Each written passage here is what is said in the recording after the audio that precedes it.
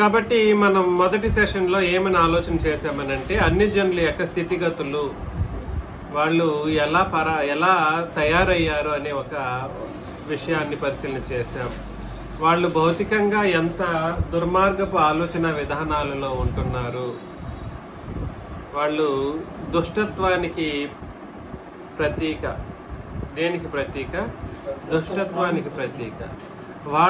వాళ్ళకంటే యూదులు లేదా దేవుణ్ణి ఎరిగిన ప్రజలని చెప్పబడిన వాళ్ళు ఏమీ తక్కువైన వాళ్ళు కాదు. దేవుణ్ణి ఎరిగిన వాళ్ళని చెప్పడానికి అయినటువంటి ప్రయత్నంలో కూడా సరే యూదు అన్ని జనుల కంటే తక్కువైన వాళ్ళు అయితే కాదు. వాళ్ళు కూడా దుష్టత్వానికి ప్రతీకగా మారినటువంటి ఒక పరిస్థితి. ఒక విషయం ఏమిటంటే, యేసు ప్రభు యొక్క చివరి దినాలలో యూద రాజ్యం అనేది, యూదులు ఎలా తయారయ్యారంటే వాళ్ళకంటూ ధర్మశాస్త్రాన్ని అడ్డు పెట్టుకుని ఒక ప్రత్యేకమైనటువంటి మతాన్ని సృష్టించుకున్నారు. దేన్ని సృష్టించుకున్నారు? ఒక ప్రత్యేకమైనటువంటి మతాన్ని. ఇశ్రాయేల్ రాజ్యం అనే దాన్ని కంప్లీట్గా వదిలేశారు. అయ్యో, మనకు ఇశ్రాయేల్ రాజ్యానికి మొత్తానికి ఇవ్వబడిన నిబంధన కదా ధర్మశాస్త్రం. ఎలాగా? ధర్మశాస్త్రం మొత్తం కూడా సరే మన అందరి 12 గోత్రికులకు సంబంధించింది కదా అనే ఆలోచనతో కాకుండా వీళ్ళకంటూ ఒక ప్రత్యేకమైనటువంటి మతాన్ని యూదులు తయారు చేసుకోవటం జరిగిందనమాట. ఎప్పుడు? చివరి యుగంలో, చివరి కాలంలో, యేసు ప్రభు బ్రతికిన కాలానికి వచ్చేసరికి యూదులకంటూ ఒక ప్రత్యేకమైనటువంటి మతం, దాన్ని ఇవాళ జుడాయిజం అని అంటారు, ఇప్పుడు దాన్ని యూద మతం అని కూడా అంటారు. అది ఇప్పటి నుండి జరిగింది కాదు. యూద మతం యొక్క ప్రారంభం కూడా సరే క్రైస్తవ మతానికి లేదా నిజమైనటువంటి క్రైస్తవ మతానికి, క్రైస్తవ్యం కూడా మతమే, దానికి సంబంధించిన ఆలోచన మీరు అన్నిదాగా ఆలోచన చేయడానికి లేదు. అది ఎలాగో మనం ఎప్పుడైనా ఫ్యూచర్లో ఆలోచన చేస్తాం.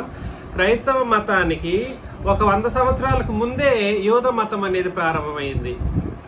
కానీ అంతకు ముందు ఉన్నటువంటి మతం అంటూ ఏమీ లేదు. ధర్మశాస్త్రం కూడా సరే ఒక అద్భుతమైనటువంటి ఆత్మ సంబంధమైన పాత నిబంధన రాజ్యాంగాన్ని లేదా రాజ్యాన్ని సృష్టించడానికైన ప్రయత్నంలో ఒక ఇదిగా ఏర్పాటు చేసుకోబడింది అన్నమాట. ఇశ్రాయేలీలు అనబడిన వాళ్ళు దేవుని ప్రజలు. ధర్మశాస్త్రం అనేది వాళ్ళకి ఇచ్చినటువంటి దైవ చట్టం.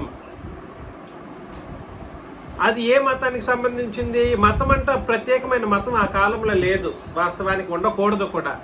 కానీ యూదులు ఎప్పుడైతే యేసు ప్రభు పుట్టబోయేటువంటి సమయానికి మొత్తం కూడా సరే ఇశ్రాయేలీల్లో 11 గోత్రికులు దూరమై వెళ్ళిపోయిన తర్వాత యూదులు మాత్రమే మేమే దేవుని ప్రజలు అనేటువంటి ఒక సందర్భానికి వచ్చినప్పుడు వాళ్ళకంటూ ఒక మతాన్ని సృష్టించుకున్నారన్నమాట. అర్థమవుతుందా? దేవుడు సృష్టించింది కాదు, వాళ్ళు సృష్టించుకున్నది. కాకపోతే ఆ మతంలో ఎవరినైనా కలుపుకోవటానికి వాళ్ళు ఎంతగా పని చేస్తారని అంటే వాళ్ళు ఎంతగానైనా పని చేస్తారు. మత్తయి సువార్త 23వ అధ్యాయంలో, మత్తయి సువార్త 23:13 నుండి మనం చదివినప్పుడు, అయ్యో వేషధారులైన శాస్త్రులారా, పరిసయ్యులారా, మీరు మనుషుల ఎదుట పరలోక రాజ్యమును మోయుదురు. దేన్ని మోస్తారు?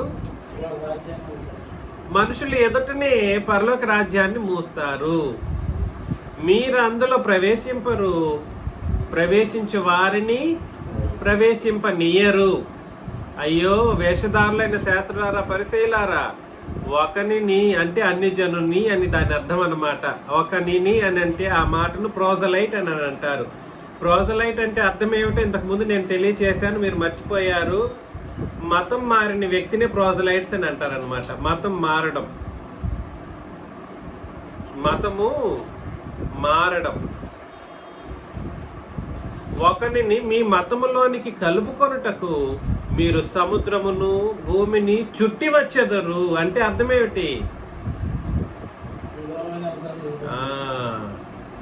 వాళ్ళు ఏం చేసేవాళ్ళు అంటే కత్తి చూపించి మీరు మారతారా లేదా అని మార్చేయడానికి ఆయన ప్రయత్నం చేసేవాళ్ళు. ఇవాళ ఇండియాలో కూడా అలాంటి కార్యక్రమాలు జరుగుతూ ఉన్నాయి.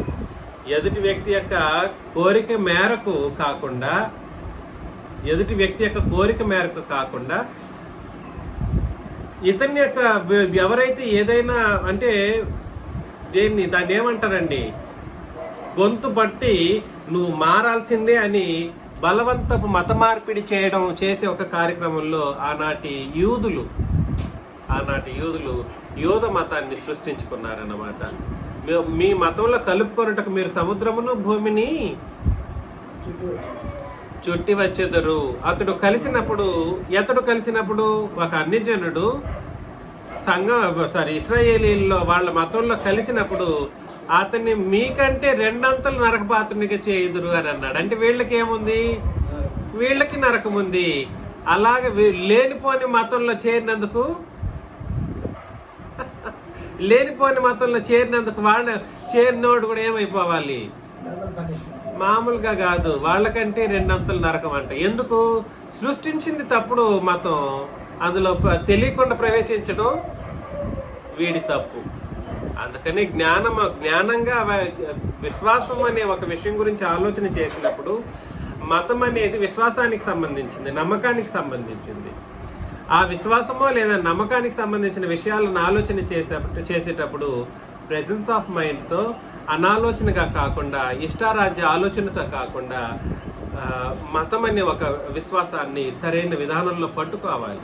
అలా పట్టుకోకపోతే 2 అంతల నరకప్రాయులయ్యే ఒక ప్రమాదంలో కూరుకుపోతారు. కాబట్టి వీళ్ళు ఏం చేసేవాళ్ళంటే యూదులు ఇలాంటి తప్పుడు కార్యక్రమాలను ఏర్పాటు చేసుకునేసి వాళ్ళకంటూ ఒక మతాన్ని స్థిరపరుచుకున్నారు. పౌలు గారు ఆ కోవకు చెందినోడే. పౌలు గారు ఏ కోవకు చెందినోడు?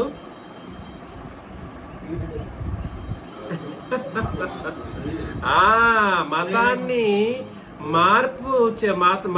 మతం మార్చడానికి ఎంతకైనా తెగించేవాడు.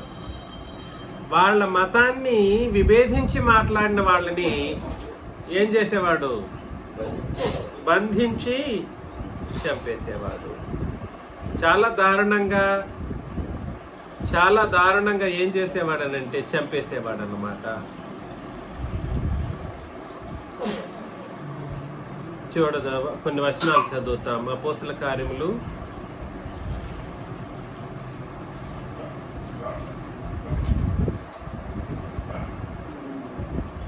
8 పౌలు గారు సంగతి.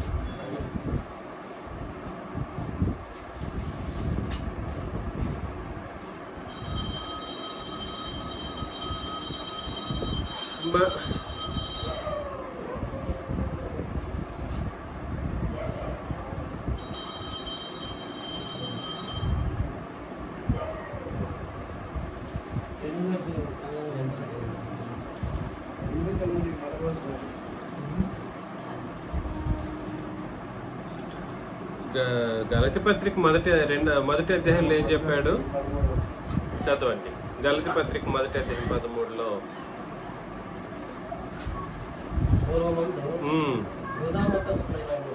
యూదా మతస్థుడినై ఉన్నప్పుడు ఏ మతం పాటించాడు? యూదా మతానికి కూడా సరే, ఇశ్రాయేల్ రాజ్యానికి ధర్మశాస్త్రం ఎలాగ చట్టమో యూదా మతం పాటించే నిబంధన కూడా ఏ నిబంధన అంటే ధర్మశాస్త్రమే. కాకపోతే యోధులకు మాత్రమే ఒక మతం వచ్చిందానంటే ఎస్ వచ్చింది. ఎవరు వాళ్ళు సృష్టించుకున్నది? దేవుడిచ్చాడా? చేయలేదు. ఆ యోధ మతాన్ని పాటించేటప్పుడు దేవుని యొక్క సంఘాన్ని ఎలా హింసించాడు?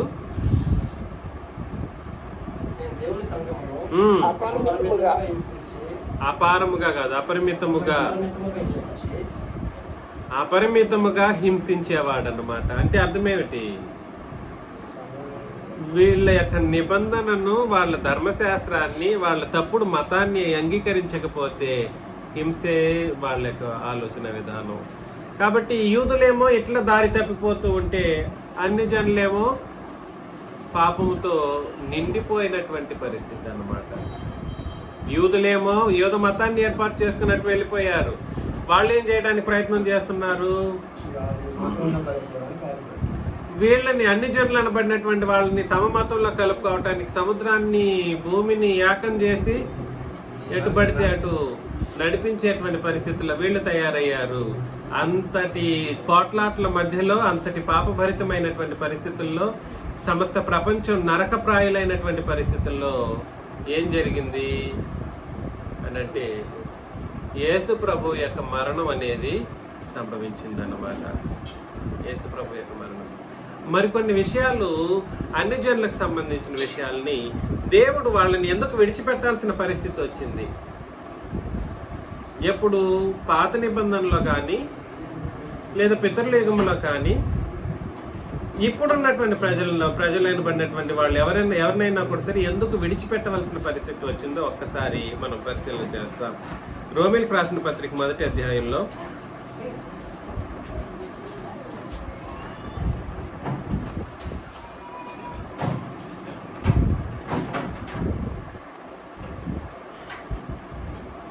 దేవుడు అన్ని జనులను ఎందుకు విడిచిపెట్టాడు? ఎందుకు దేవుడు విడిచిపెట్టాడా? ఎందుకు విడిచిపెట్టాల్సినటువంటి పరిస్థితి ఉంది? వాళ్ళని రక్షించే అవకాశం లేదా అని అంటే ఎస్, వాళ్ళని రక్షించే అవకాశం ఉన్నప్పటికీ వాళ్ళని విడిచిపెట్టవలసినటువంటి వాళ్ళని విడిచిపెట్టవలసినటువంటి బలవంతం దేవునికే కలిగింది. ధర్మశాస్త్ర పితరుల యుగంలో వాళ్ళు ఆదాము పుట్టాడు, చనిపోయాడు.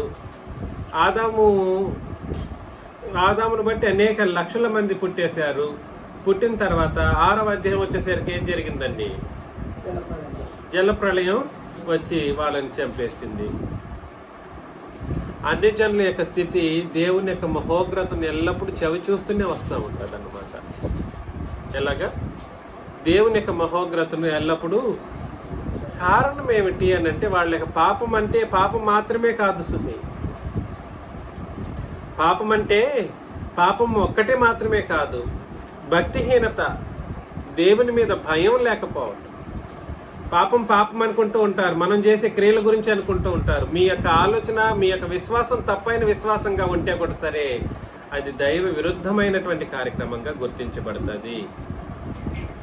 ఏంటి, నేను అబద్ధం చెప్పలేదు, నేను ఏ దొంగతనం చేయట్లేదు, నేను ఏ వ్యభిచారం చేయట్లేదని ఈ మనకు సంబంధించిన తప్పుల గురించి ఆలోచన చేస్తూ ఉంటారు. చాలా మంది చేయట్లేదని వాళ్ళ మనసులను వాళ్ళు దృఢపరుచుకుంటూ ఉంటారు, స్థిరపరుచుకుంటూ ఉంటారు. అది మాత్రమే కాదు, భక్తిహీనత అన్నది అత్యంత నేరమైనటువంటి ఒక కార్యక్రమం అన్నమాట.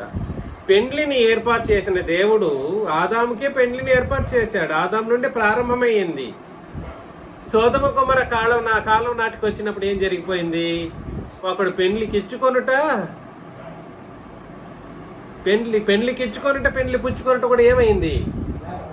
నేరముగా అభివర్ణించబడింది. ఎందుకు?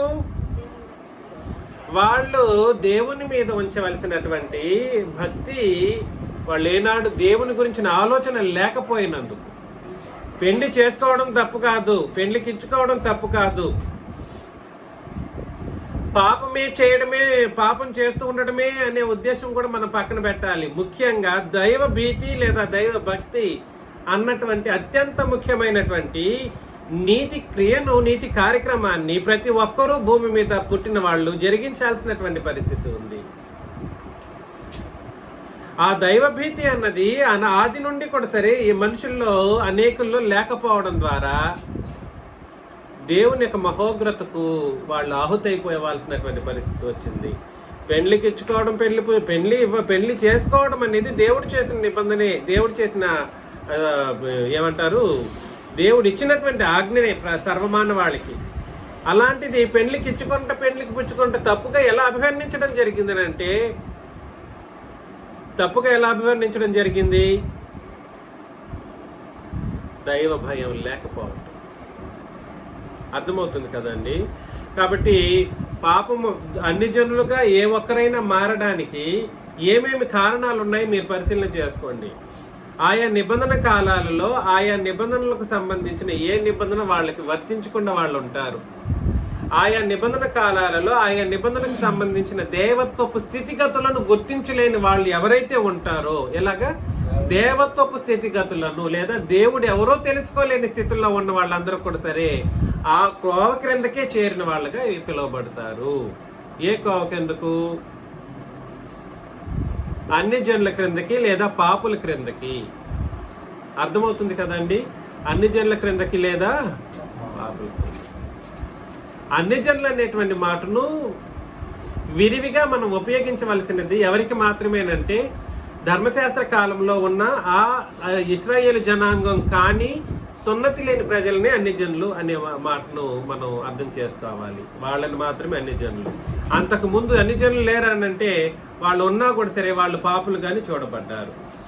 అన్యులు లేదా పాపులు, ఏలియనేటెడ్ సిన్నర్స్ అని అంటారు అన్నమాట ఇంగ్లీష్లో. ఏలియన్ సిన్నర్స్ ఆ మాట మీకు ఎప్పుడు వినుండకపోయిండొచ్చు. This should have been the first instance that you would have heard it. Alienated sinners. ఇప్పుడు ఉన్నోళ్ళు అయినా కూడా సరే అన్ని జనులు ఇప్పుడు ఎవరు లేరు. అన్ని జనులు యూదులు ఎప్పుడు చనిపోయారని అంటే క్రీస్తు యొక్క సిలువలోనే చనిపోయారు వాళ్ళు కూడా. అయితే నేనేం చెప్పడానికి ప్రయత్నం చేస్తున్నానంటే ఒకసారి అన్ని జనులు పితరుల ధర్మశాస్త్ర యుగంలోని అన్ని జనుల యొక్క స్థితిగతులను మరికొంత పరిశీలన చేసినప్పుడు వాళ్ళు ఎలా ఉన్నారో చెబుతూ ఉన్నాడు. 18వ వచనం రోమీలకు రాసిన పత్రిక. మరలా ఇక్కడికి వస్తున్నాం. రోమీలకు రాసిన పత్రిక 1వ అధ్యాయం 18 నుండి. దుర్నీతి చేత సత్యమును అడ్డగించు మనుషుల యొక్క సమస్త భక్తిహీనతను. దుర్నీతి చేత సత్యమును అడ్డగించు మనుషుల యొక్క మీరు ఆగేసేది. దుర్నీతి చేత సత్యమును అడ్డగించు మనుషుల యొక్క సమస్త భక్తిహీనత చెప్పేశాడు. ఏంటిదండి భక్తిహీనత అంటే? సత్యాన్ని అడ్డగించడం లేదా దేవుని గురించిన అవగాహన గురించి ఒకంత ఆలోచన చేయకపోవటం.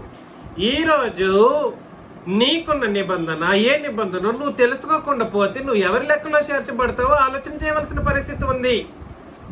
ఏ నిబంధన, ఏది కొట్టివేయబడిన నిబంధనో, ఏది సత్యమో తెలుసుకోలేని స్థితిలో ఉన్న వాళ్ళందరూ దేని క్రిందకి వెళ్ళిపోతారు?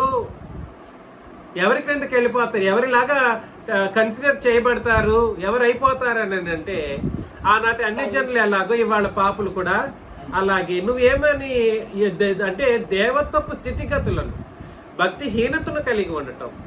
భక్తిహీనత అంటే ఏమిటో కాదు, నువ్వు దేవుడెవరో తెలుసుకోకపోతే నీ భక్తి ఏం భక్తి? దేవుడెవరో తెలుసుకోకుండా, నీకంటూ ఉన్న నిబంధన ఏమిటో తెలుసుకోకుండా, సత్యం ఏమిటో తెలుసుకోకుండా, నీకున్న సత్యం ఒకప్పుడు ఎలా ఉండిందో ఒక పరిశీలన చేయలేని స్థితిలో ఉన్నోళ్ళు, నీకున్న సత్యము ఒకప్పుడు ఎలాంటి స్థితిలో ఉండింది, ఈ రోజు క్రొత్త నిబంధన అనేటువంటి సత్యము ఒకానొక కాలంలో ఎలా ఉండిందో కొలసి పత్రిక 1వ అధ్యాయం 25లో చెప్పాడు. ఏమిటి కొలసి పత్రిక 1వ అధ్యాయం 25? దేవుని వాక్యము లేదా సత్యము ఎలా ఉండింది? యుగములలోను తరములలోను మరుగు చేయబడి. చదవండి. యుగములలోను తరములలోను సంపూర్ణముగా ప్రకటించుటకు మీ నిమిత్తము నాకు అప్పగింపబడిన దేవుని ఏర్పాటు ప్రకారము నేను ఆ సంఘమునకు పరిచారకుడను. కాబట్టి సంఘానికి పరిచారం చేయబడ్డానికి అయినటువంటి దేవుని వాక్యం యుగములలోను తరములలోను ఎలా పెట్టబడింది? మరుగు చేయబడింది. యుగములు అంటే నిత్యత్వం. భూమి లేదు, సూర్యుడు లేదు, సూర్యచంద్ర నక్షత్రాలు లేవు. అది యుగములు అంటే లెక్కించలేని సమయం అని అర్థం అన్నమాట. తరములు అంటే ఏమిటి? 100 సంవత్సరాలు ఒక తరం కావచ్చు, 40 సంవత్సరాలు ఒక తరం కావచ్చు. ఇప్పుడు 40 సంవత్సరాలు ఒక తరం అనే పరిస్థితికి తయారైంది. రేపొద్దున ఇంకో 10 సంవత్సరాలు అయిన తర్వాత 20-30 సంవత్సరాలు బ్రతికితేనే చాలా అన్నట్లుగా అవుతా ఉంది పరిస్థితి. తరం అని అంటే తరం అనేది ఆది కాలం నుండి తగ్గుతూ వస్తా ఉంది. ఏదేమైనప్పటికీ తరం అని అంటే లెక్కించదగిన సమయం అని అర్థం. అంటే నిత్యత్వము నుండి కూడా సరే, భూమి ఆకాశాలు సృష్టించబడిన తర్వాత నుండి కూడా సరే, అపోస్తులు సంఘానికి ఉపదేశం చేసేయడానికి అయినటువంటి దేవుని వాక్యం ఏం చేయబడిందంట? రహస్యంగా ఉంచబడింది. ఈరోజు సత్యాన్ని ఉపదేశం చేస్తున్నామని చెప్పేసి సంఘంలో ఉన్న వాళ్ళకి పాత నిబంధన కలిపి బోధించేవాడు దేవునికి ఏమవుతాడు? సత్యాన్ని అడ్డగించేవాడే కాకుండా అన్యజనుడు అవుతాడనమాట, లేదా పాపి అవుతాడు. నువ్వు అనుకుంటుంటావు దేవుని యొక్క వాక్యాన్ని నేను బోధిస్తున్నాను. బోధ ఏం బోధ? 66 పుస్తకాల బోధ. ఏ బోధ? భక్తిహీనతకు మూలమైనటువంటి గ్రంథములో ఉన్న 66 పుస్తకాల కల్పన బోధ ఏమవుతుందని అంటే ఒక మనిషిని ఎక్కడికి నడిపిస్తుందని అంటే చదువుతాం. దుర్నీతి చేతను సత్యమును అడ్డగించు మనుషుల యొక్క సమస్త భక్తిహీనత మీదను, దుర్నీతి మీదను దేవుని కోపము పరలోకము నుండి బయలుపరచబడుచున్నది అని అన్నాడు అన్నమాట. కాబట్టి వీళ్ళు దేనికి ఆహుతైపోతారని అంటే మనకంటూ ఉన్న నిబంధనను, అంటే నీ నిబంధన ఏమిటి నువ్వు గుర్తించలేని స్థితిలో ఉంటూ నేను భక్తిగా ఉన్నానని ఆలోచన చేసేవాడిని ముందు నువ్వు భక్తిహీనుడివి అని హెచ్చరిస్తుంది క్రొత్త నిబంధన. నీ నిబంధన తెలుసుకోకుండా నువ్వు ఆలోచన రహితంగా బైబిల్ చదువుకుంటూ 66 పుస్తకాలను ఉపదేశం చేసుకుంటూ లేదా 65 పుస్తకాలను బట్టి సంఘాన్ని నడుపుతూ వెళుతూ ఉంటే మొట్టమొదటి దెబ్బ ఏమిటి? నువ్వు భక్తిహీనుడివి. నువ్వు అనుకుంటున్నావు ఏమని? అబ్బా ఏ పాపం చేయరు, నిజమే పాపం చేయరు. నేనేం చేయను, ఏ దొంగతనం ఎవరిని కడుపు కొట్టి తీసుకురాలేదు, చేయలేదు. అంత పరిశుద్ధంగా బ్రతకడానికి ఆయన ప్రయత్నం చేస్తూ నీకున్న భక్తికి సంబంధించిన లేఖనం ఏమిటో నువ్వు తెలుసుకోకుండా నేను భక్తిపరుడిని భక్తిపరురాలని అనుకుంటే మాత్రం ఏమవుతుంది? అంతకంటే నరకంలోనే వెళ్ళి పడిపోతావని దాని అర్థం అన్నమాట. చదువుతాం నెక్స్ట్. ఎందుకనగా దేవుని గూర్చి భక్తిహీనత అంటే అర్థం చెప్తున్నాడు. దేవుని గురించి తెలియశక్యమైనది ఏదో అది వారి మధ్య విశదమై ఉన్నది, దేవుడు అది వారికి విశదపరిచెను. అది ఏమిటి? ఇవాళ విశదపరిచిన నియమం ఏ నియమం, ఏ నిబంధన? మీ మధ్యలో ఉంది కదా. పాత నిబంధనకి క్రొత్త నిబంధనకి తేడా ఎప్పటి నుండి క్రొత్త నిబంధన అనే విషయం కనీసం తెలుసుకోకుండానే శిలువకు ముందే క్రొత్త నిబంధనని ఈ క్రీస్తు సంఘంలో ఉండే వాళ్ళు బోధించడం ఎంత దారుణమో నాకు అర్థం కావట్లేదు. భక్తిహీనులు అంటే వాళ్ళు. కాబట్టి అన్ని జనులు ఏంటంటే భక్తిహీనులని మనం సర్వసాధారణంగా చెప్పగలమేమో, కానీ అది ప్రమాణపూర్వకమైనటువంటి మాట కాదు. ప్రమాణపూర్వకమైన మాట ఏమిటంటే ఇవాళ క్రొత్త నిబంధనను అంగీకరించిన ప్రతి ఒక్కడు దేవుని మహోగ్రతకు పాత్రుడై ఉన్నాడు. దానికి కారణం ఏమిటనంటే సత్యాన్ని గుర్తించలేకపోవడం. భక్తి అని చెప్పుకొనేసి దేవుని గురించి తెలియశక్యమైన దాన్ని పక్కన పెట్టడం. దేవుని గురించి తెలియశక్యమైనది ఏదైతే ఉందో అది నీ మధ్య విశదపరచబడిపోయింది క్రొత్త నిబంధనలో. ఏంటండి, దేవుడు యేసు ప్రభు గురించి రాయించలేదా? లేదా పరిశుద్ధాత్ముడు యేసు ప్రభు గురించి రాయట్లేదా? ఏమని రాశారు యేసు ప్రభు అని? యేసు ప్రభుని ఏమని రాయబడడం జరిగింది గ్రంథంలో? తీతుకు రాసిన పత్రిక 2:13 యేసు ప్రభు మహాదేవుడని, రోమపత్రిక 9:5 సర్వాధికారి అయిన దేవుడని, నిరంతరం స్తోత్రార్హుడని. ఏనాడైనా క్రీస్తుకి స్తోత్రం చెల్లించారా? నిరంతరం స్తోత్రార్హుడు అన్నప్పుడు నువ్వు ఇది క్రీస్తుకి స్తోత్రం చెల్లించిన నోరు ఎట్లాంటి నోరు అది? నువ్వు భక్త్యా? ఎప్పుడు స్తోత్రం చెల్లించావు? యుగ యుగాలు స్తోత్రం చెల్లించదగిన వాడు యేసు ప్రభు. ప్రకటన గ్రంథం 5వ అధ్యాయంలో చదవలేదు? ఎప్పుడు చదవండి. ప్రకటన గ్రంథం 5వ అధ్యాయము 12, 13, 14 వచనాలు, లేదా 12 నుండి లాస్ట్ వచనాలు. ఎవరెవరండి? వారు వధింపబడిన గొర్రెపిల్ల, శక్తి, ఐశ్వర్యం. గొర్రెపిల్ల ఎవరు? యేసు ప్రభు. ఏ గొర్రెపిల్ల అది? వధింపబడిన గొర్రెపిల్ల. అంటే శిలువ మరణం తర్వాత యేసు ప్రభు యొక్క స్టేటస్ గురించి మాట్లాడుతూ ఉన్నాడు. శిలువకు ముందు కాదు, వధింపబడడానికి తర్వాత జరిగిన సంగతి అది. ఏమిటి వధింపబడిన తర్వాత సంగతి? అది వధింపబడిన గొర్రెపిల్ల, శక్తి, ఐశ్వర్యం, జ్ఞానం, బలము, ఘనత, మహిమ, స్తోత్రమును పొందనర్హుడు. ఆయన చెప్పేశాడు, రాశాడు. ఏనాడైనా నువ్వు స్తోత్రం చెల్లించావు వధింపబడిన గొర్రెపిల్లకి? ఇంతకీ వధింపబడిన గొర్రెపిల్ల నీ కొరకు, నా కొరకు, నువ్వు వధ చేయబడవలసిన స్థితిని, వధ చేయబడవలసింది నిన్ను, నువ్వు పాపానికి నువ్వు శిక్ష పొందాల్సినటువంటి నిన్ను వధింపబడినీయకుండా ఆయన తాను సిలువలో వధింపబడినిచ్చినందుకు ఆయనకు నువ్వు స్తోత్రం చెల్లించవా? ఇదేమి భక్తి? యేసు ప్రభు ఆరాధనకు పాత్రుడు కాడు అని చెప్పడం, స్తోత్రార్హుడు కాడు అని చెప్పడం, దేవుడు ఒక్కడే అని ఒక మాటను తప్పుగా అపార్థం చేసుకోవటం, ఏం భక్తి నీ భక్తి?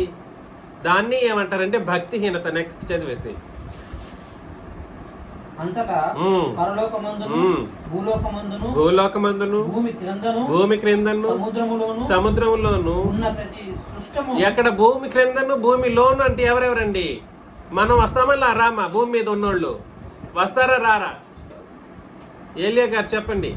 భూమి మీద అని అంటే పరలోకంలో ఉన్నోళ్ళు ఉన్నారు, భూమి మీద ఉన్నారు, భూమి క్రింద ఉన్నారు, లేదా సముద్రంలో ఉన్నోళ్ళు కూడా ఉన్నారు. వీళ్ళందరూ కూడా ఏం సమస్తమును ఏం చేయాలంట? చదవండి, మీరు చదవండి ఏలియా గారు. ఆ వచనం చదువుతారా గట్టిగా? సరే చదవండి తమ్ముడు, చదువు. అంతటా పరలోకమందును భూలోకమందును భూమి క్రిందను సముద్రములోను ఉన్న ప్రతి సృష్టం అనగా వాటిలోనున్న సర్వము సింహాసనాసీనుడై ఉన్న వానికి గొర్రె పిల్లకును. ఇద్దరికి చెప్పేశాడు. సింహాసనాసీనుడై ఉన్నవారు తండ్రి దేవుడు, గొర్రె పిల్ల ఎవరు? యేసు ప్రభు. ఇరువురు కూడా సరే. స్తోత్రము ఘనత. ఏనాడైనా స్తోత్రం చెల్లించిన దాఖలాలు ఉన్నాయా అని అంటే కనబడట్లేదు. దాస్ గారు, మీరు ఈ విషయంలో కొంత మార్పు చెందాల్సిన పరిస్థితి ఉంది మీకు కూడా. మీరు క్రీస్తుకి స్తోత్రం చెల్లించట్లేదు, మరలా పాత దీంట్లోనే వెళ్ళిపోతూ ఉన్నారు. మీరు అనేక మార్లు మీ ప్రార్థన నేను విన్నాను, మీ ఫంక్షన్స్లో నేను ఉన్నాను, మీరు ప్రతి దాంట్లోనూ నన్ను ఇంక్లూడ్ చేసుకున్నారు. నిజంగా వందనాలు దానికి సంబంధించి. కానీ మిమ్మల్ని ఈరోజు నేను ప్రేమతో మనవి చేసే విషయం ఏమిటనంటే, భక్తిహీనతలో ఎవరూ కూడా ఉండకూడదు. నేడు భక్తిహీనత ఎవరికి చిహ్నం అని అంటే అన్ని జనులకి, దేవుణ్ణి ఎరగిన ప్రజలకు. దేవుణ్ణి ఎరిగిన తర్వాత, దేవుడు ఎవరో చెప్పిన తర్వాత క్రొత్త నిబంధనలో తండ్రిని దేవుడు మాత్రమే దేవుడు అని అంటే ఆయన ఒకరే దేవుడు కాదు, ప్రభువైన యేసుక్రీస్తు కూడా దేవుడై ఉన్నారని దానికి అనేక లేఖన భాగాలు ఈరోజు మనకు ఉన్నాయి. అంతేనా? అంతేకాదు, తండ్రికి ఎలా నువ్వు స్తోత్రం చెల్లిస్తావో అలాగే క్రీస్తుకు నేను చెల్లించాలి. తండ్రికి ఎలా స్తోత్రం చెల్లిస్తావో అలాగే క్రీస్తుకును స్తోత్రం చెల్లించాలి. కాబట్టి ఇక్కడ చదువుతాం, మరలా ఇక్కడికి వచ్చేద్దాం. రోమిలకు రాసిన పత్రికలో 1వ అధ్యాయం 20వ వచనం. ఆయన అదృశ్య లక్షణములు అనగా ఆయన నిత్యశక్తియు దేవత్వమును జగదోత్పత్తి మొదలుకొని సృష్టింపబడిన వస్తువులను ఆలోచించటం వలన తేటపడుచున్నవి గనుక వారు నిరతులై ఉన్నారు. ఎవరు అని అంటే సత్యాన్ని అడ్డగించేవారు. వీరెవరు అని అంటే ఆయా నిబంధన కాలాలలో ఆయా నిబంధన సత్యాలను అడ్డగించే వాళ్ళుగా మనం అర్థం చేసుకోవాలి. వాళ్ళ యొక్క ఆత్మ సంబంధమైన స్థితి ఎలా ఉంటుంది అంటే చదువుతాం. వాళ్ళ ఆత్మ సంబంధమైన స్థితి ఎలా ఉంటుందని అంటే, వారు ఎరిగియు దేవునిగా మహిమపరచలేదు, కృతజ్ఞతాస్తుతులు చెల్లింపు అంటే స్తోత్రం చెల్లించను లేదు, కానీ వాదములు ఎందు వ్యర్థులైరి. దేని ఎందు వ్యర్థులవుతారు? అదేంటి, దేవుడు ఒక్కడే కదా, తండ్రి మాత్రమే కదా ఆది కాండం నుండి దేవుడిగా కనబడింది అంటాడు ఒకడు. ఎక్కడి నుండి? ఆది కాండం నుండి దేవుడు ఒక్కడేనంటే ఆయన నేను తప్ప వేరొక దేవుడు లేడని తండ్రిని దేవుడు చెప్పిన ఆ మాటను ఈ రోజు గుర్తు చేసుకొని ఆయన మాత్రమే దేవుడు అంటే కుదురుతుందా? నిబంధన మారిందని కనీస బుద్ధి ఉండదా మనోళ్ళకి, ఈ మనిషి జాతికి?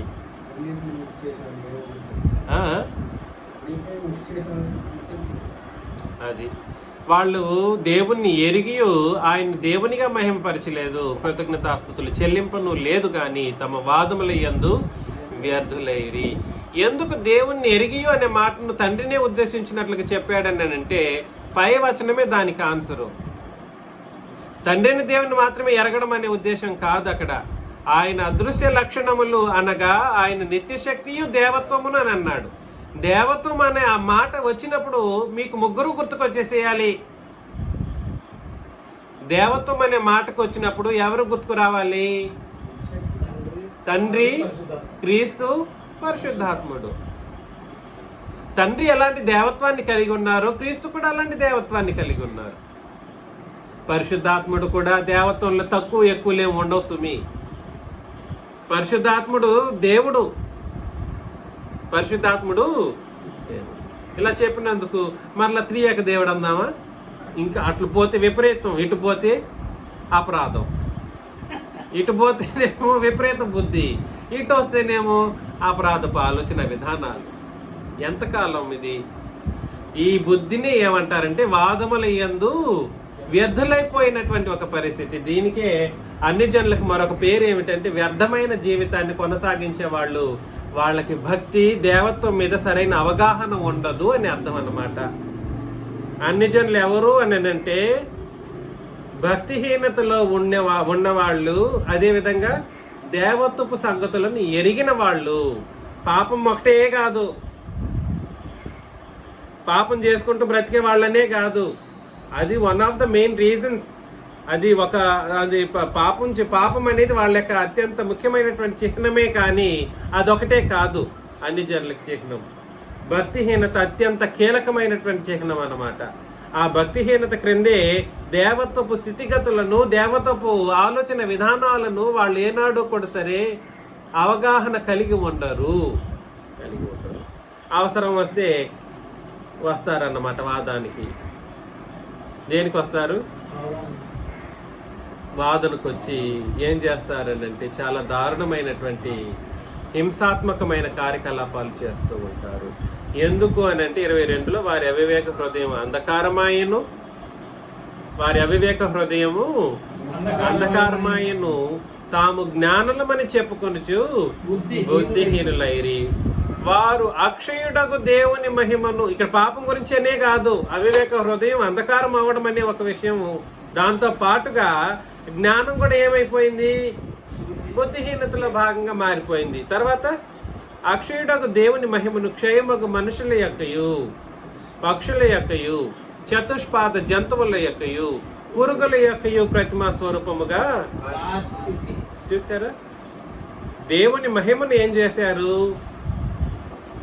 నాశనమైపోయేటువంటి మనుషులకిని, పక్షులకిని, చతుష్పాద జంతువులకిని, పురుగులకిని వాటి యొక్క ప్రతిమా స్వరూపాలుగా మార్చేస్తారన్నమాట.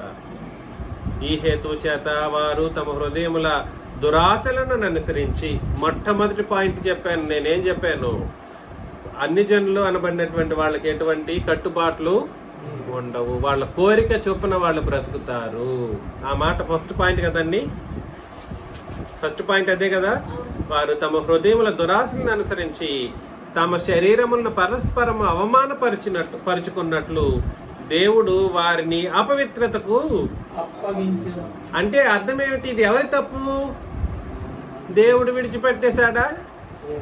దేవుడు విడిచిపెట్టలేదు. విడిచిపెట్టేటట్లుగా వీళ్ళ యొక్క ప్రవర్తనలు ఉన్నాయి. దేవుడు విడిచిపెట్టాడా? లేదు. వాళ్ళ ప్రవర్తనలు ఏం చేశాయంటే, ఇంకా ఇట్లాంటి వాళ్ళని మనం ఏం చేయలేము, మార్చలేము. ఎప్పుడైనా కూడా సరే ఊహించుకోండి, మత మార్పిడి అనబడినది ఏదైనా కూడా సరే ప్రేమపూర్వకంగాను, సంతోషకరంగాను, శుభప్రదంగాను మార్పు పొందాలి. క్రైస్తవ్యం అనే మతంలోకి రావాలన్నా కూడా సరే ఎవరిని బట్టో రావాల్సిన అవసరం లేదు. తల్లి ఉందని తండ్రి పిల్లలు రావాలని అది రూల్ కాదు. ఎవరు రావాలన్నా కూడా సరే దేన్ని బట్టి రావాలి? ప్రేమతో, అదేవిధంగా ప్రేమతో ఇష్టపూర్వకంగా రావాలి. ఎలా రావాలి? ఇష్టపూర్వకంగా రావాలి. కాబట్టి తమ హృదయముల దురాశలను అనుసరించి తమ శరీరంలో పరస్పరం అవమానపరుచుకున్నట్లు దేవుడు వారిని అపవిత్రతకు అప్పగించారు. వారు దేవుని సత్యమును ఏం చేశారు?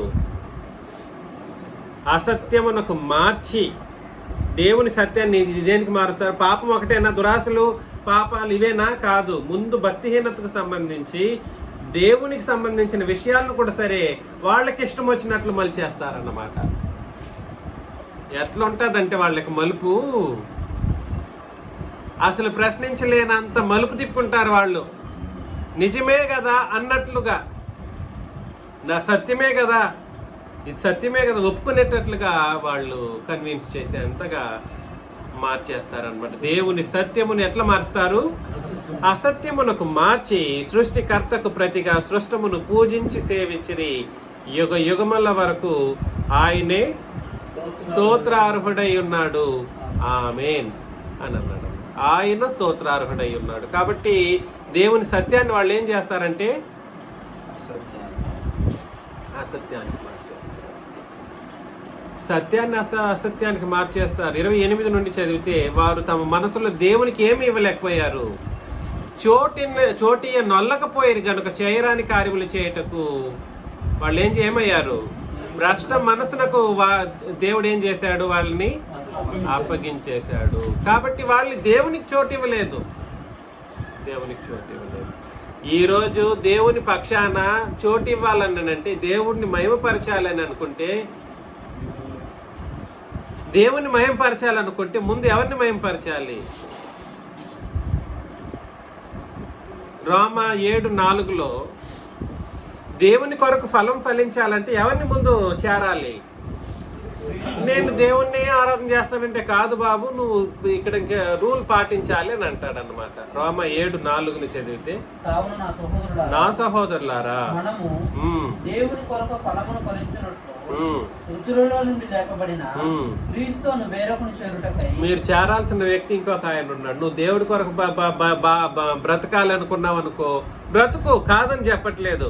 కానీ చేరాల్సిన వ్యక్తి ఇంకొక ఆయన ఉన్నాడే. ఎవరైనా? మృతులలో నుండి లేపబడిన క్రీస్తును వేరొక పురుషుని చేరుటకై. ముందు ఈయన్ని చేరితేనే నువ్వు ఆయన్ని కూడా చేరగలవు. అంటే అర్థం ఏమిటనంటే, ఇరువురు నీకు కావాలి క్రొత్త నిబంధనలో చేరుటకై.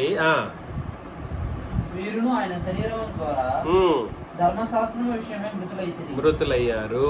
కాబట్టి ఇశ్రాయేలు జనాంగం కూడా సరే ధర్మశాస్త్ర విషయంలో ఏమయ్యారండి?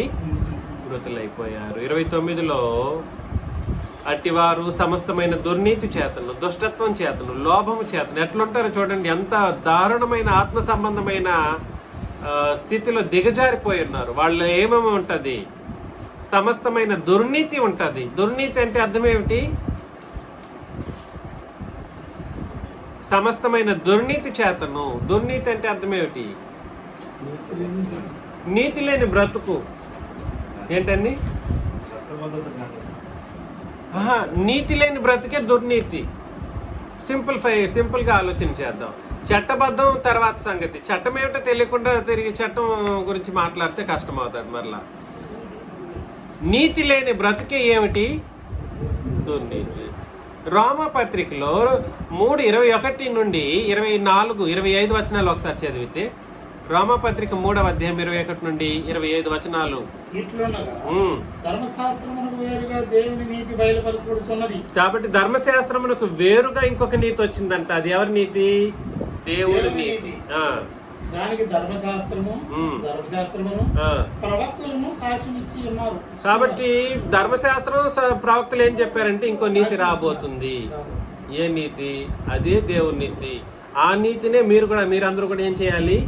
పాటించాలి అని ధర్మశాస్త్రము ప్రవక్తలు సాక్ష్యం ఇచ్చారంట. ధర్మశాస్త్రానికి వేరైనటువంటి నీతి. ఇప్పుడు చెప్పండి, ఇవాళ 66 పుస్తకాలను కలగలిపిన బోధను బట్టి నీతిగా బ్రతకాలనుకున్నోళ్ళు నీతి పర్ల, దుర్నీతి పర్ల. ఎందుకనంటే దేవుని నీతి అనేది ఇంకొకటి రాబోతుంది. అది ధర్మశాస్త్ర నీతికి వేరైన నీతి. ఏ నీతికి వేరైన నీతి?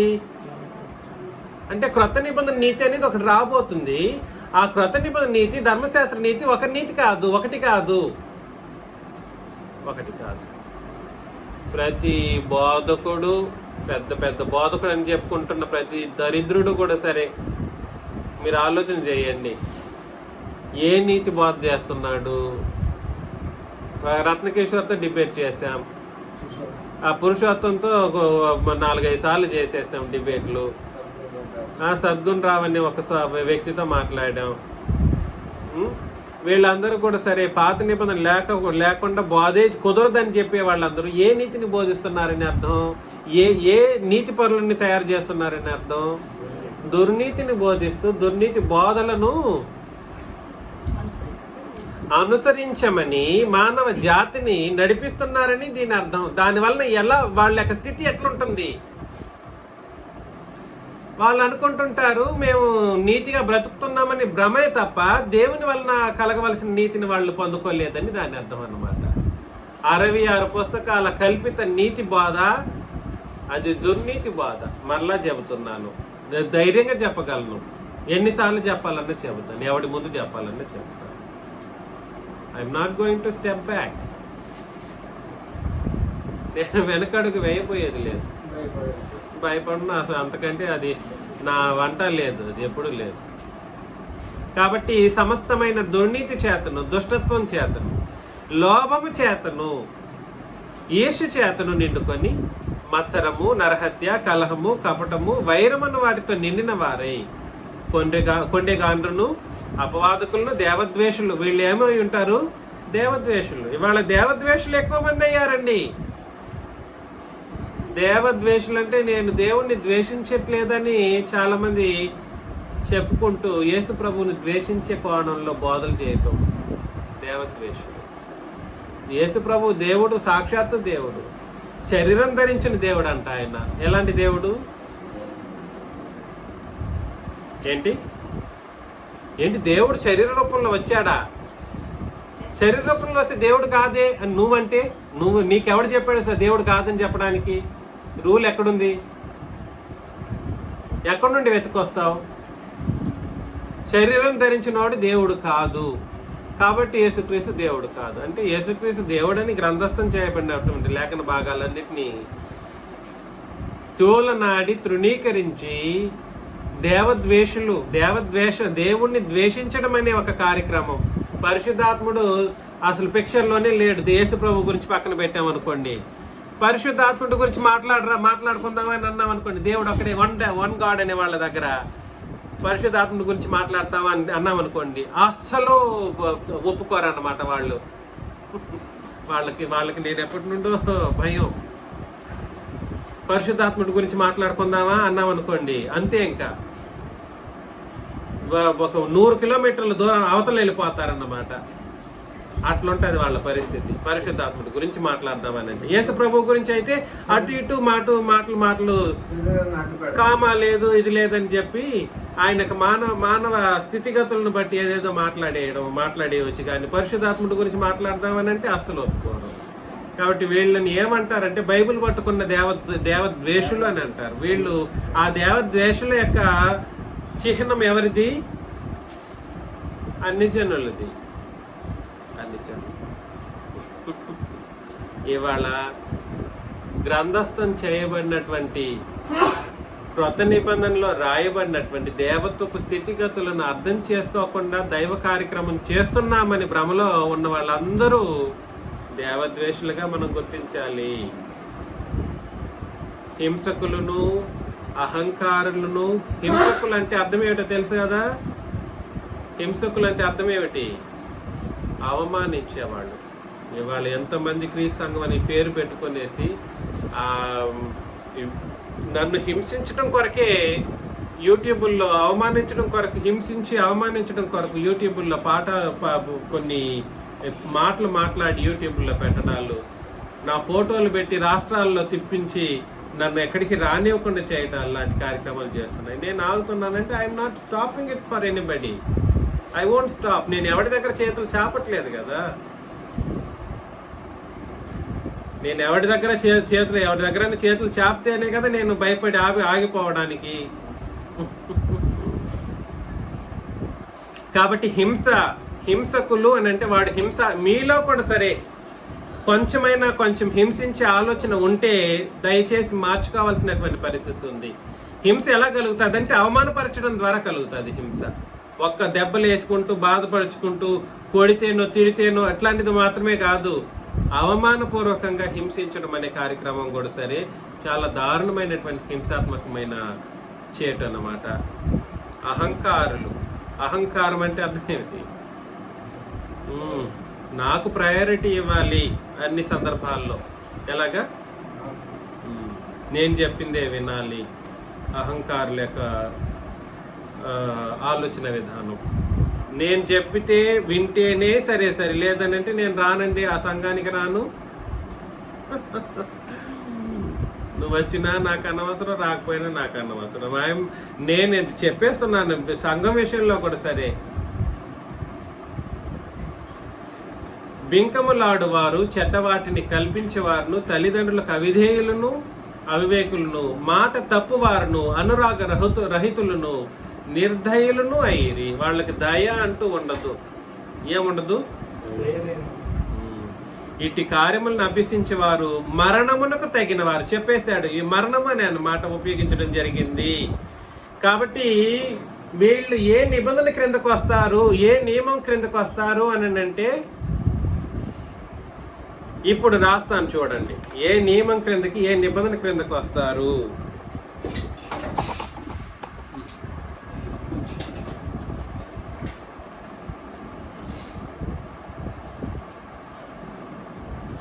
అన్యజనులు లేదా పాపులు, వీళ్ళని అన్యులు అని కూడా అనొచ్చు, తప్పేమీ లేదు.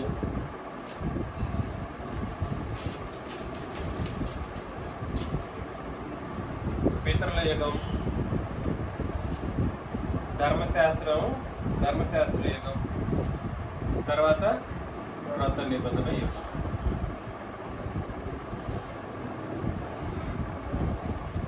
ఈ కాలంలో వీళ్ళు ఉన్నారా? ఉన్నారు. ఈ కాలంలో ఉన్నారా? ఉన్నారు. ఈ కాలంలో ఉన్నారు. ఈ కాలం వాళ్ళైనా, ఈ కాలం వాళ్ళ మీదైనా, ఈ కాలం వాళ్ళ మీదైనా, వీళ్ళ మీదైనా, ఎవరి మీదైనా కూడా సరే పాప మరణ నియమము క్రిందకే వస్తారు. ఇది అన్ని కాలాల వాళ్ళకి ఉన్న ప్రాథమిక నియమం అన్నమాట. ఈ నియమం క్రిందకే వస్తారు. మరణమునకు తగిన వారు, వీళ్ళు మరణించిన వాళ్ళు అని అర్థం అన్నమాట. ఈ మరణం ఏ మరణం అనేది మనం అర్థం చేసుకోవాలి. మళ్ళీ మీకు 100 సార్లు చెప్పుంటాను. ఏంటిది ఆ మరణం?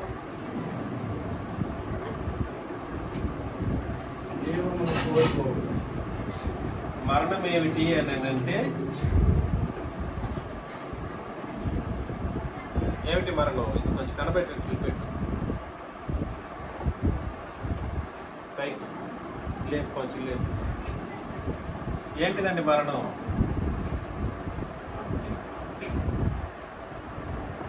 అందుకనే సరిగ్గా తెలుసుకోవాలి. ఇది శరీరం,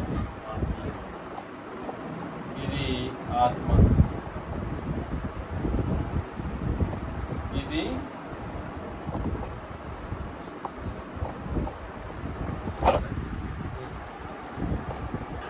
జీవం. శరీరము, ఆత్మ, జీవం అనేది మానవుడు అన్నమాట. మానవుడు ఎన్ని భాగాలు? 3 భాగాలు. 2 భాగాలు అని కాదు, శరీరం ఆత్మ అని అంటా ఉంటారు. 2 భాగాలు కాదు. మానవుడు అన్నవాడు 3 భాగాలు. మానవుడు ఎప్పుడైతే పాపం చేస్తాడో, ఏం చేస్తాడో, పాపం చేసినప్పుడు తనలోనున్న జీవాన్ని దేవుడు తీసేస్తాడు. దేన్ని తీసేస్తాడు?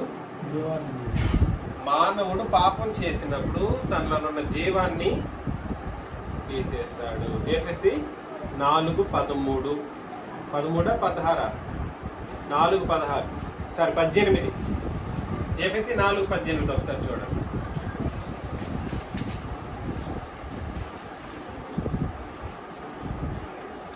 వారైతే అంధకారమైన మనసు గలవారై తమ హృదయ కాఠిన్యము వలన తమలో ఉన్న అజ్ఞానము చేత దేవుని వలన కలుగు జీవములో నుండి వేరుపరచబడిన అంధకారమైన మనస్సు లేదా పాపం చేసినటువంటి వాళ్ళు దేవుని వల్ల కలుగు జీవంలో నుండి ఏం చేయబడతారు అంటే, జీవం అనేది వాళ్ళ నుండి ఏం చేయబడుతుంది? వేరు చేయబడుతుంది. ఏం చేయబడుతుంది? దీన్నే ఏ మరణం అని అన్నారు? ఆత్మ సంబంధమైనటువంటి. అంటే అప్పుడు ఎన్ని భాగాలు మాత్రమే ఉంటాయి? 2 భాగాలు. ఏం ఉండదు? ఈ జీవము వాళ్ళలో ఉండదు.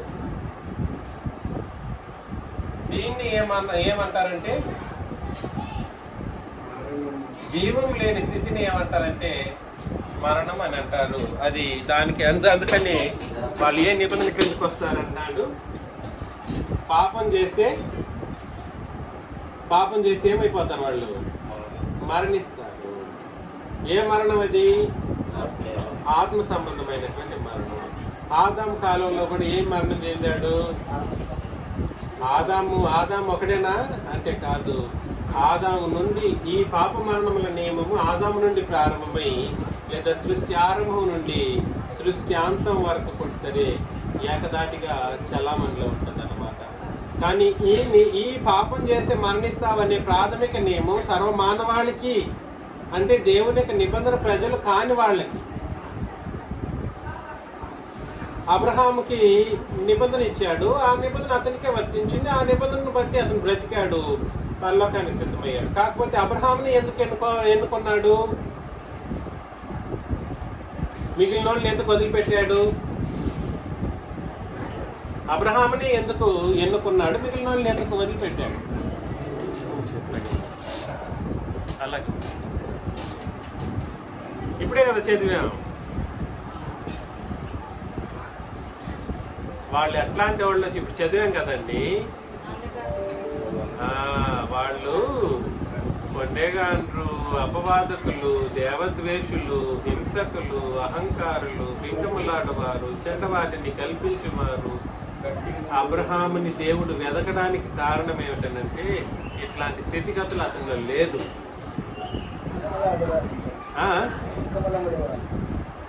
బింకములాడవారు అని అంటే చెప్పండి.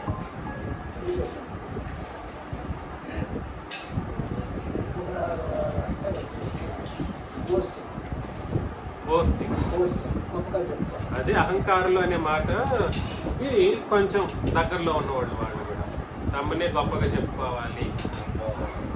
బింకములాడవారు. ఈ అబ్రహాంని ఎందుకు ఎన్నుకున్నాడు? ఎవరినన్నా కూడా సరే. ఇశ్రాయేలీని ఎందుకు ఎన్నుకున్నాడు? అబ్రహాంకి ఇచ్చిన మాటను బట్టి ఇశ్రాయేలీని ఎన్నుకున్నాడు. కాకపోతే ఇశ్రాయేలీలు కూడా సరే కొద్దో గొప్ప నీతిగా బ్రతకాలనే ఆలోచన కలిగినాడు. అయితే ధర్మశాస్త్ర యుగంలో కూడా సరే అన్ని జనులుగా ఉన్నటువంటి వాళ్ళు ఎవరైనా నీతిమంతులుగా ఉండడానికి ఆయన ప్రయత్నం చేస్తే వాళ్ళని దేవుడు ఏనాడు విడిచిపెట్టలేదు. రాహాబును వేసే ఉదాహరణ వేసి అయినప్పటికీ కూడా సరే దేవుని మీద భయం కలిగిగా ఆమె ఉండింది. దేవుడు ఖచ్చితంగా అంగీకరించాడు, ఆమె కాపాడాడు. అంగీకరించాడా లేడా? ఇంకా వేసి అనుకుంటూ నువ్వు చూస్తూ ఉంటే నువ్వు ఎక్కడికి వెళ్తావు?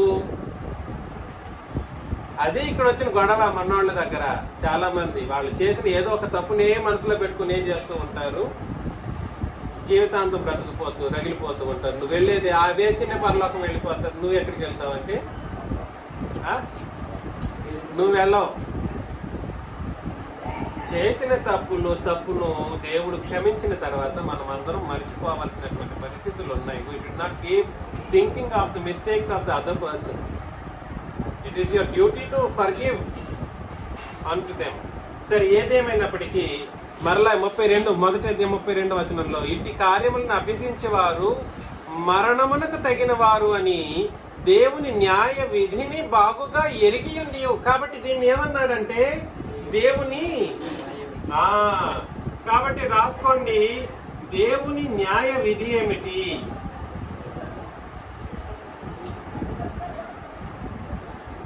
దేవుని న్యాయ విధి ఏమిటి? పాపము చేస్తే మరణిస్తావు అనే దేవుని న్యాయ విధి. దేవుని న్యాయ విధి ఏమిటి?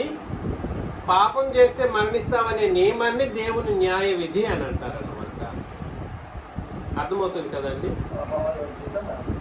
పాపం వల్ల వచ్చే జీతము మరణము. కాబట్టి దేవుని న్యాయ విధిని బాగుగా ఎరిగి ఉండి వాటిని చేయుచున్నారు. ఇది మాత్రమే కాక వాటిని అభ్యసించే వారితో సంతోషముగా సమ్మతించుచున్నారు అని అన్నాడు అనమాట.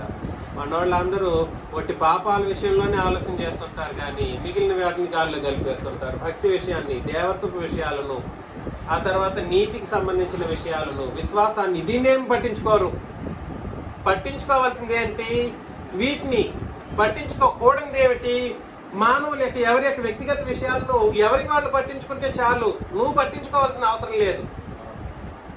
నువ్వు దేన్ని పట్టించుకోవాలో దాన్ని పట్టించుకోవు, దేన్ని పట్టించుకోకూడదో దాన్ని పట్టించుకుంటూ నువ్వే నరకానికి సిద్ధమైపోతూ ఉంటావు. రాజా తప్పు చేశాడు, ఈ తప్పు చేశాడు, ఎల్లప్పుడు ఇదే కాదు. అట్లా కాదు, ఆలోచన విధానం మారాలి. న్యాయ విధి, దేవుని న్యాయ విధి ఏమిటంటే పాపం చేస్తే మరణిస్తావనే సామాన్యమైన ప్రాథమికమైనటువంటి నియమం ఒకటి ఉంది.